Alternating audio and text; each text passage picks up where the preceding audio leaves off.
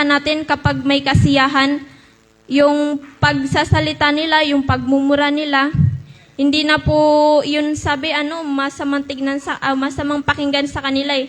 Kasi po kapag sa sobrang saya ng isang tao, napapansin mo 'di ba, nagmumura sila.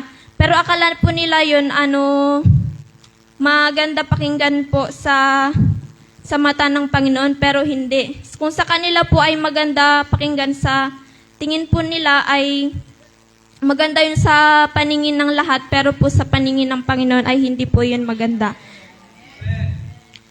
Tuloy ko po sa verse 20, hindi ganyan ang natutunan ninyo tungkol kay Kristo. Napakinggan na ninyo ang aral ni Jesus at natutunan na ninyo ang katotohanang nasa Kanya. Kaya po, yung mga naririnig po natin na mga mensahe ng Panginoon na tuwing Sunday o kaya pag may prayer meeting, no? Kaya po yun po ang ating sa buhay po, no? Hindi po yung mga naririnig po natin sa labas na walang kabuluhan. Verse 22, iwanan ninyo ang dating pamumuhay, hubarin na ninyo ang inyong dating pagkatao na nasisira dahil sa masamang pagnanasa. Kaya po no, kung dati ay yung buhay po natin, yung hindi pa po tayo nababautismuhan ay backslide tayo, dapat po ngayon na nakilala na natin si Lord, dapat po ay alam na natin kung ano yung dapat nating i-priority sa buhay. Sabi naman po sa verse 23, magbago na kayo ng diwa at pag-iisip. At ang dapat ninyong isuot ay ang bagong pagkatao na nilikhang kalarawan ng Diyos at nahahayag sa matuwid at banal na pamumuhay ayon sa katotohanan. Amen. Kaya po, hindi na po tayo dapat nakadepende doon sa buhay ng mga hindi nakakilala sa Panginoon. Dapat po yung lakarin natin na landas ay yung patungo po na kung saan alam po natin na tayo po'y maliligtas. Verse 25, dahil dito itakwil na natin ang pagsisinungaling at tayong lahat ay magsabi ng totoo sa isa't isa, sapagkat tayo bahagi na ng iisang katawan. Kaya po no, yung katawan po natin, ito po yung templo ng Diyos. Kaya po, yung yung katawan po natin ay huwag po nating dudungisan, no? Dahil po dito ay itakwil na natin ang sinasabi po dito yung pagsisinungaling. So kapag po 'di ba, yung pagsisinungaling, ito po yung pattern ng mundo. Kaya po huwag po tayong magsinungaling dahil ito po ay hindi karapat-dapat sa pandinig ng Panginoon. Verse 26, kung magagalit man kayo, iwasan ninyo ang kayo'y magkasala. Huwag ninyong hayaang lumubog ang araw na galit pa rin kayo. Amen, no? Kaya po, kapag nagagalit po ba tayo nga po na kung bilang isang bagong buhay na po kay Kristo, may pagpipigil pa rin po ba tayo sa sarili? O kung nagagalit po ba tayo ay hindi po tayo makausap ng maayos, no? Kaya po, dapat pag nagagalit tayo, dahil tayo po ay nakakilala na sa Panginoon, dapat alam na po natin na magpigil sa ating sarili kapag tayo po ay nagagalit. Sabi po dito, huwag ninyong bigyan ng pagkakataon ang dyablo. Kaya po yun po sa buhay po natin, sa paglilingkod, huwag po natin hayaan na manakaw ng demonyo yung buhay natin, no? O yung puso po natin. Huwag po natin na hayaan na yung demonyo po yung umagaw po ng oras po natin, o yun po yung makapamuhay po sa buhay natin. Sabi po dito, verse 28, ang magnanakaw ay huwag nang magnakaw. Sa halip magtrabaho siya ng marangal para sa sariling ikabubuhay. Verse 29, huwag kayong gumamit ng masasamang salita, kundi iyong makakapagpalakas at angkop sa pagkakataon upang makapagdulot ng mabuti sa mga nakakarinig, no? Kaya po, Sa kapwa po natin, huwag po tayong magbubulyaw po, huwag tayong magsasabi ng masasamang salita, dahil hindi po yun karapat-dapat sa paningin po ng Panginoon, Huwag po tayong magsabi ng kung ano-ano na alam po natin na makakasakit po sa ating kapwa.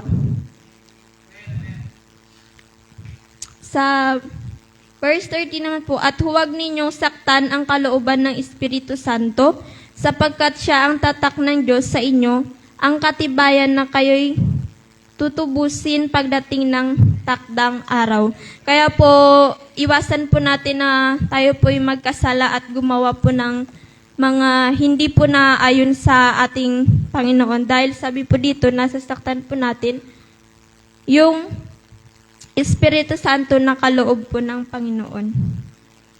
Sa verse 31, alisin na ninyo ang lahat ng sama ng loob, puot at galit. Huwag na kayong magbubulyaw, manlalait at mananakit ng damdamin ng kapwa.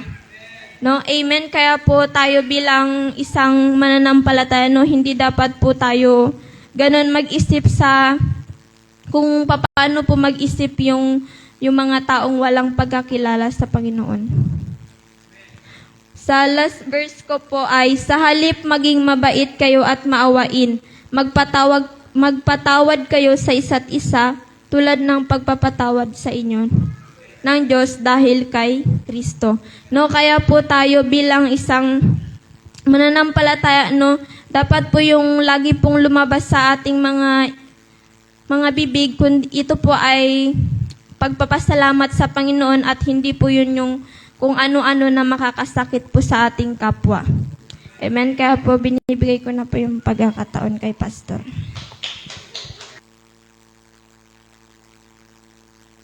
Okay, palakpakan po natin muli ang Panginoon, Ganda po yung verse, kasi tawag dito, ang binibilin po ng Bible, kapag nakakilala ka talaga sa Diyos, nagbabago talaga ang buhay natin. Tingnan mo nga po, katabi mo kung talagang nagbago na ba. Tingnan niyo lamang po, sulyapan niyo lang kung nagbago na, Kasi iba talaga pala yung may Diyos sa walang Diyos pala, ibang-iba talaga. Bro mo, niremind tayo ng Lord ngayong gabi na kapag ikaw pala may Kristo, nagbabago talaga ugali natin. Hindi tayo nagkatanim ng sama ng loob kasi alam natin na ang tinatanim lang halaman, hindi sama ng loob. Dahil ang sama ng loob, pag tinanim mo, aatakihin ka sa puso. Sa mga ako nga kagabi, ito lang, medyo na-stress ako kagabi kasi ito lang, alam niya po ba, nag-shutdown po ang Facebook, ang Messenger, ang Twitter, tsaka yung halos buong mundo po ay na-shutdown, pero ang inakala po ng lahat, na-hack lahat ng account nila. Unexpected, hindi mo alam kung kailan, biglang nangyayari. Para po bang sa rapture, hindi mo alam kung kailan mangyayari, tapos magugulat ka na lang, naiiwan pala. Amen. Tumatahimik po mga kapatid. Tanungin mo nga katabi ko, ikaw ba talaga handa ka na? Kasi, di ba sabi nga natin, hindi tayo na-save sa mabuting gawa Na-save tayo sa biyaya ng Diyos. Yung kaligtasan, biyaya ng Diyos sa atin yan. Hindi mo yan kayang trabahuhin ng sarili. Kaya kahit pagpakabait pala tayo, ginagawa rin ng unbeliever magpakabait Pero walang Kristo. Tayo pa kayang may Diyos sa puso. Kaya pala sabi ng Bible, so I tell you this, balikan ko yung verse, ang ganda po ng verse So I tell you this, I insist, Sinasabi ko sa ito, pinagdidiinan. Kaya pala, pag preaching, pinagdidiinan pala talaga yung Word of God. Sabi ng Bible, and insist on it, that the Lord, that you must no longer live. Huwag mo lang isa pamuhay yung buhay mo dati. Kung palamura ka dati, hindi na dapat ngayon. Kung palamura ka dati at palamura ka pa rin ngayon, nangangahulugan lang, wala talagang Jesus palang nagbago. Baka ibang Jesus yung tinanggap natin. Baka hindi si Kristo ang ating tinanggap. Kasi yung Kristo nagbabago ng buhay. Kaya, hindi mo na kailangan maging judgmental. Makikilala mo sa yung tao pag nagbago Pag may Kristo, nagbabago talaga. Kaya pag ang tao, sinabi niya may Kristo, and yet hindi siya nag-change, hindi nagbago, questionable. Questionable yung salvation. Questionable yung kaligtasan. Sabi ng Bible, bibilisan ko po, bakit? Pag sinabi po kasing Gentiles o mga hintil tayo natin, pag sabi pong hintil po sa Bible, walang relasyon sa Diyos at walang pagkakilala sa Panginoon. Sa ibang salba pa nga, sumasamba po sa rebulto pag sinabing Gentiles. Sabi ng Bible, in the futility of their thinking, ang mga Gentiles, ang mga walang Diyos daw, sabi ng Bible, they are darkened in understanding. Kahit anong paliwanag mo, hindi nila maintindihan. Yan pala mga sabi ng may patungkol sa unbeliever, sa mga walang Diyos, madilim ang kanilang isipan. Napansin mo, pag pupunta ka ng prayer, ba't pupunta ka pa ng prayer meeting? Sabi ng iba, punta ka prayer, puyat lang yan. Nood na lang tayo ng tanggol. Ulit-ulit lang sinasabi ng tagapagturo. Lagi magbago. Bakit? Si tanggol ba nagbago? Hindi naman. Ulit-ulit lang naman ang kwento ng tanggol. Pinalitan lang ng title eh. Ang probinsyano yun eh. Ang batang probinsyano talaga yun. Ang batang probinsyano. Tama yung mga sa ganun pa rin. Sabi ng Bible, and separated from the life of God because of the ignorance that is in them due to the hardening of their hearts. Kaya ang mga Gentiles, matitigas ang puso. Kaya kung ikaw, matigas pa rin ang puso natin, I conclude, Gentiles pa rin ang pamumuhay. Kumbaga sa pangalan lang na tayo Christian, pero sa buhay, hindi. Yun ang masakit na katotohanan. Yung parang nag-expect ka, pag dumating ang Panginoon kasama ka, tapos, iwan ka pala. Sakit na pangyayari yun. Wala nang second chance yan, sabi sa Bible. Amen. Huwakan mo nga sa balik at katay mo, tanungin mo katay mo, handa ka na ba talaga? May online pa tayo? Play online natin. Yung online po natin, pasensya na po, nalate tayo nawala ng signal eh. Kaya, sabi ng Bible, having lost all sensitivity, they have given themselves over to sensuality so as to indulge in every kind of impurity and they're full of greed. Kaya pala pag wala kang Diyos, magulong buhay.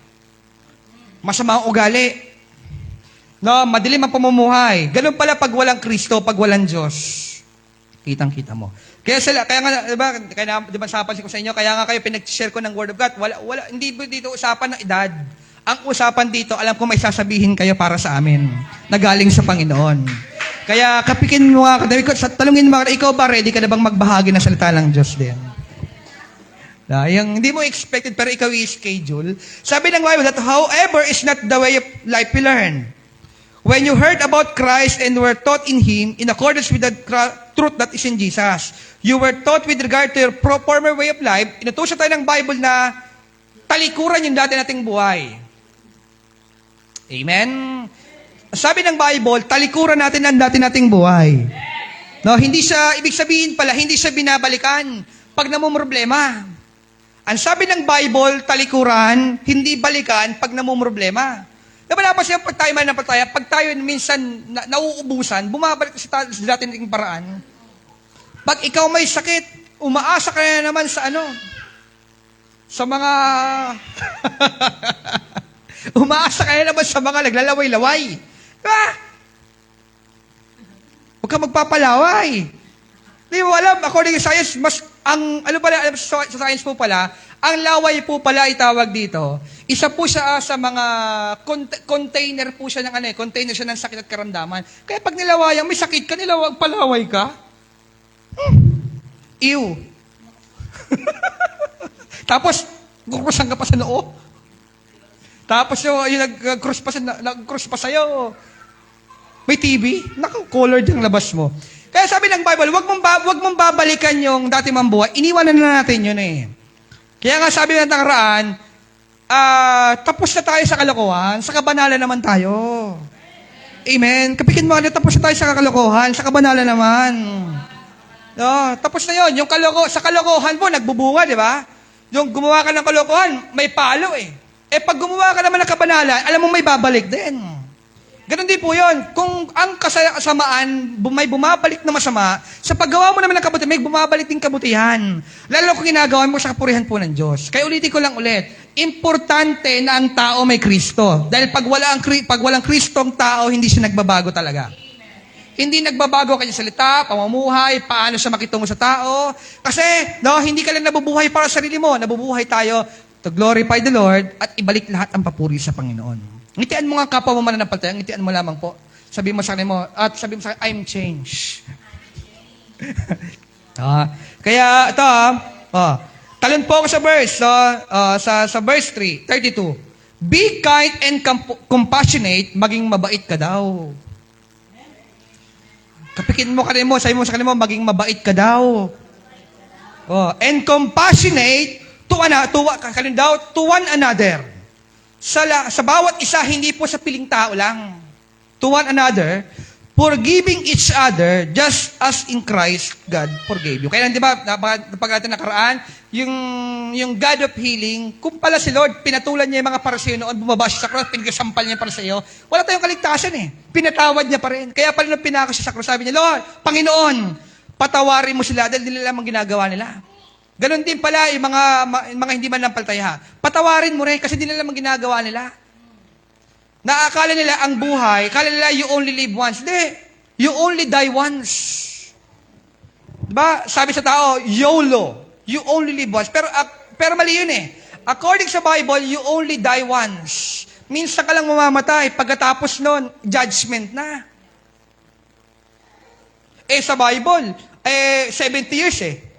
Talungin mo, ilang taong ka na ha? No. Meron na po ba sa inyo 40 na po dito? 40, 50. O malapit na tayo. Malapit na tayo. Pirmahan, no? Lagyan ng lapid, ha? Malapit na. Kaya nga, kaya pag may Kristo ka, makakasigurado ka na pag namatay ka ngayon, sa langit tayo mapupunta. At doon tayo magkikita-kita.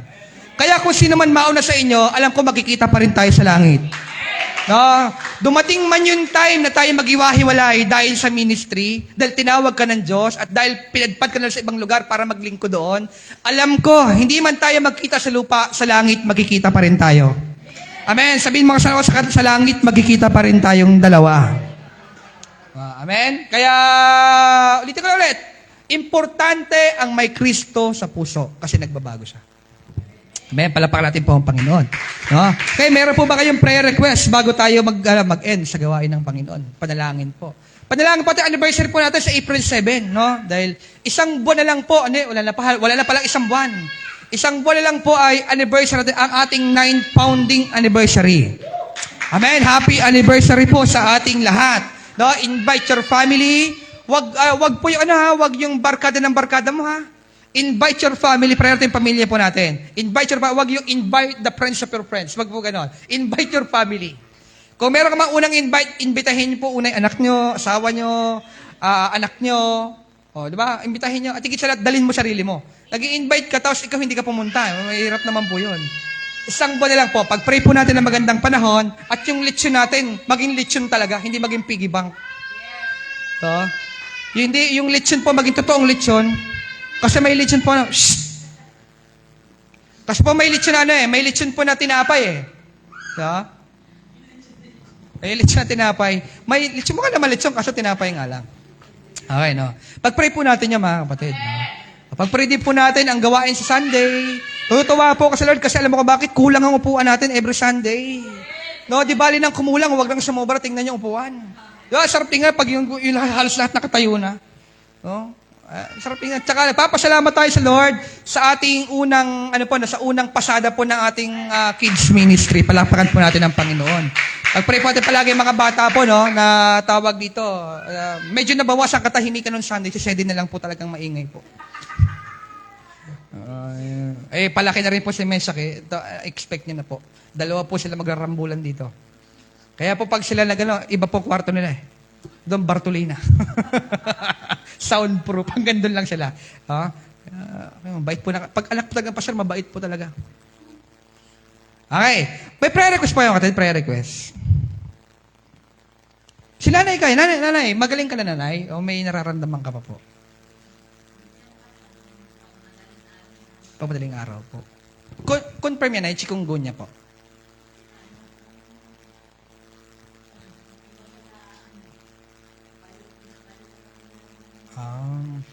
Pero ngayon ay mas okay ka naman kasi nakaraan. Parang nababalda ka na ng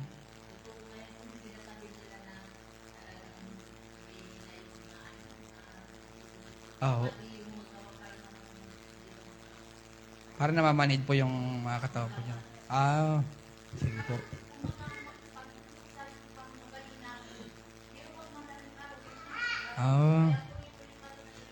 Sige po, pray po natin yan. Pray po natin yan, yung mga may sakit po ng ganyan. Ito lang po yung chikungunya po. Ang ganda, sarap pakinggan ng sakit. Chikungunya. Ang cute eh. Chikungunya. Kala mo, Korean words, no? Chikungunya. Apo. pray po natin si Abby po, yung pamangkin po ng mga habagaton. Kasi po, may unexplainable po na parang siya hindi alam kung anong yan eh. Pray po natin yan. Okay? May prayer request po, prayer request. May pray natin na hindi ma-depress sa review center, no? Ito lang po, marami na de-depress sa review center. Wala ka kasi iba makikita, kundi words lang eh. Kaya, trabaho ba't illegal ba? Parang katakot siya, kuya. Ganda yan, kuya. Tapos mabait na mo kayo, no? Pray po natin yan. Pray po natin na yung magandang trabaho na hindi ka malala, yung pasok dun sa skills mo, pasok dun sa budget mo, at pasok dun sa schedule ng ministry mo. Kaya pag-pray po natin yan, no? Pag-pray din po natin yung salamat po sa mga nag-fasting nung Sabado. Marami pong salamat sa mga leaders, no? Nasasanay na po kayo sa fasting. No? Thank you po, no? Next month ulit. Fasting po tayo next month, mga leader. Meron pa po kayo prayer request, mga kapatid?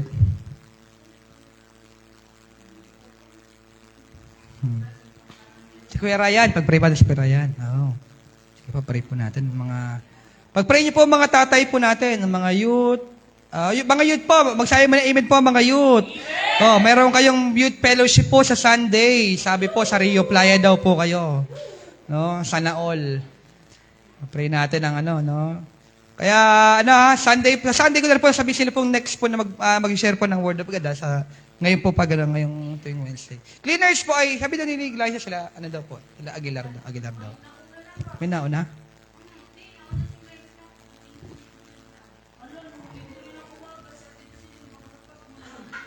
Jack and Poy na lang kayo.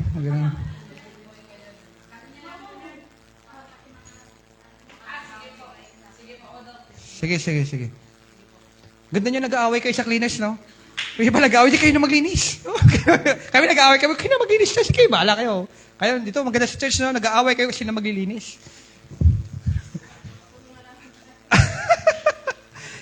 Okay, meron pa pong prayer request, mga kapatid. Prayer request. Ano ba? Kami nanay. Opo, si Jessa po, sa kanyang trabaho. Motor. Ingat po mga nagmumotor kasi isa lang ang buhay. Ingat po, no? Ingat po. Okay? Meron pa po kayong prayer request, mga kapatid? Prayer request. Mga hanap buhay, pag-pray po natin. Meron pa po? Wala na. Kung wala na po, tayo pong lahat tumayo. Palapakan po natin ng malakas si Lord. Come on, church. Praise God, praise God, praise the name of the Lord. Purihin ang iyong pangalan, Panginoon. We bless you and we honor you, Lord God, tonight. Come on, church, come on. Come on, magsambit ka ng papuri sa Panginoon.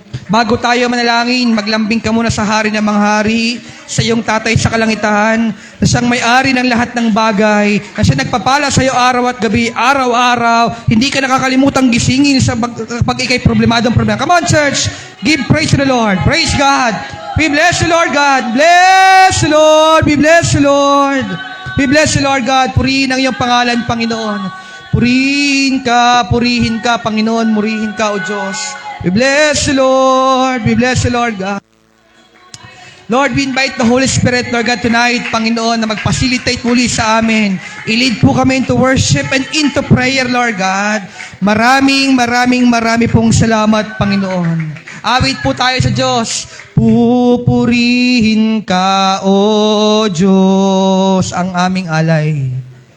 Aming alay ay pagsamba. Kaluwalhatian, buong karangalan, kapangyarihan mo'y walang katulad. Purihin ka, O Diyos. Ang aming alay ay pagsamba. Kaluwalhatian, buong karangalan, kapangyarihan mo'y walang katulad. Come on, church. We bless the Lord God. Ikaw ang tunay na Diyos, Ika'y walang katulad, Ika'y nag-iisa, Ikaw lamang wala ng iba. Sa'yo ang aming awit, dinggin ang aming tinig, isisigaw sa buong mundo. Ikaw ang tunay na Diyos, Ika'y walang katulad, Ika'y nag-iisa, Ikaw lamang wala ng iba. Sa'yo ang aming awit, dinggin ang aming tinig, isisigaw sa buong mundo. Minsan pa. Ikaw ang tunay na Diyos, Ika'y walang katulad, Ika'y nag-iisa, Ikaw lamang wala ng iba. Sa'yo ang aming awit, dinggin ang aming tinig, isisigaw sa buong mundo. Minsan pa, sa'yo ang aming awit, sa'yo ang aming awit, dinggin ang aming tinig, isisigaw sa buong mundo. Sa'yo ang aming awit, dinggin ang aming tinig, isisigaw sa buong mundo. Come on, church, for the last time. Itaas mong papuri mo sa Panginoon. Sa'yo ang aming awit, dinggin ang aming tinig, isisigaw sa buong mundo. Kadakilaan mo. Come on, church, papurihan natin muli si Lord. We bless you. We honor you, Lord God. We glorify your name. Let your name be glorified. Let your name be magnified. Let your light shine. We bless you, Lord. We bless you, Lord. Kaluwalhatian mo. We bless you, Lord. We bless you, Lord God. We bless your name. We bless your name. We bless you, Lord God. Purihin ang iyong pangalan, Panginoon. Lord, Panginoon, sa gabi pong ito, kami muli ay lumalapit po sa iyo na may mababang puso, Panginoon. Lord, muli, according sa 1 John 1:9, Panginoon, sino man mag-confess sa iyo agad ng bawat pagkakasala, Panginoon, ikaw ay faithful and just. Lord, nagpapatawad na aming bawat kasalanan. At higit sa lahat, nililinisan, minuga sa puwan balandugo ng Panginoon Jesus, Lord God, sa anumang karumihan namin sa buhay, Panginoon. Lord, thank you, Lord God, for forgiving our sin, Panginoon. Kahit paulit-ulit kami nagkakamali, paulit-ulit mo rin kami pinapatat, paulit-ulit mo rin kami ina-accept, Panginoon. That's why, Lord, thank you for your grace, Lord God. Panginoon, Lord God, salamat po sa ganda ng salita mo, Lord God, sa gabi pong ito, Panginoon. Tunay nga, mabless ka sa buhay namin, Panginoon. Maipakilala ka namin sa aming mga kapitbahay. Hindi man kami direkta magsalita po sa kanila, pero Lord God, makita ka nila, Lord God, sa buhay namin, Panginoon. Sa pagsasalita namin, paano kayo mamuhay, paano kayo makitungo, paano kami, Lord God, gumawa sa buhay, paano dumiskarte, at higit sa lahat, paano maglingkod sa Panginoon, Lord God. We bless you, Lord God. Dalangin po namin sa gabi pong ito, patuloy niyo po kami samahan. We pray for the Holy Spirit, Lord God, na buksan ang kalangitan, Lord God, sa gabi pong ito, Panginoon. I-connect po kami sa spiritual world, Panginoon. Na kung saan ikaw ay nakikinig sa bawat panalangin po namin, na kami dito, hindi lang kami nakatayo, hindi lang kami nakasalita, kundi kausap namin ang hari ng mga hari at nakikinig sa bawat panalangin namin, Lord God. Panginoon, sabi mo sa salita, Panginoon, kapag ang tao ay nananalangin, doon kami lumalakas, Panginoon. We bless you, Lord God. Panginoon, dalangin po namin sa Lord God, nalalapit na anniversary namin sa April 7, Lord God. We pray for the prosperous anniversary, Lord God. I pray, Lord God, for glorious anniversary, Panginoon, na kung saan ikaw ang laging maitaas, ikaw ang siya laging magtagumpay, at anuman distraction, anumang hindrance ng demonyo, Lord God, para hindi, Lord God, magtagumpay ang gawain pong ito. Dalangin po namin, Lord, sa ikasyam na anniversary ng simbahan pong ito, sa lugar pong ito, Lord God. Dalangin ko po, patuloy kang kumilos, Patuloy mo kami pagpala mga hanap buhay namin, Lord God, para ma-prepare po kami sa araw pong yun, Lord God. We pray, Lord God, that your presence, Lord God, Panginoon, mag-glorify sa lugar pong ito. Magningning kaluwalhatian niyo, Panginoon, sa lugar pong ito, sa April 7, Panginoon. Ngayon pa lamang, Lord God, lagi niyo po kami samahan at pakaingatan, Panginoon. Naniniwala po kami kapag kasama mo kami, kapag ikaw ay kasama namin, Lord God, lumalakas kami at nagtatagumpay po kami, Panginoon. Lord, we pray to you, Lord God, sa bawat may sakit pa ng mga ng chikungunya o naman sakit at karamdaman, Panginoon. Lord, according to your word, Lord God, kahit ang patay, kaya mong buhayin, Panginoon. Lord, kami buhay na buhay, may sakit lang, Panginoon. I apply the blood of Jesus, Lord God, sa buhay naming lahat, Panginoon. Kung saan, Lord God, bawat sakit at karamdaman sa oras pong ito ay tunawin ng banal na dugo ng Panginoong Yesus in the mighty name of Jesus Christ, Lord God. Paano masakit namin sa katawan, Panginoon, tuloy namin, Lord God, pag pinapalayas po ito sa pangalan ng Panginoong Yesus, Lord God. I speak healing, I speak kagalingan, I speak, Lord God, malusog na pangangatawan, magandang spirito, at higit sa lahat, Panginoon, buhay, Lord God, nakaaya-aya sa paglingkod sa iyo, Panginoon. Maraming pong salamat, Lord. Lord, patuloy niyo kami baguhin, Lord God, mula ulo hanggang talampakan, Panginoon. Loob at labas, patuloy niyo kami baguhin, Lord God. Maging patotoo po kami sa mga kapitbahay po namin.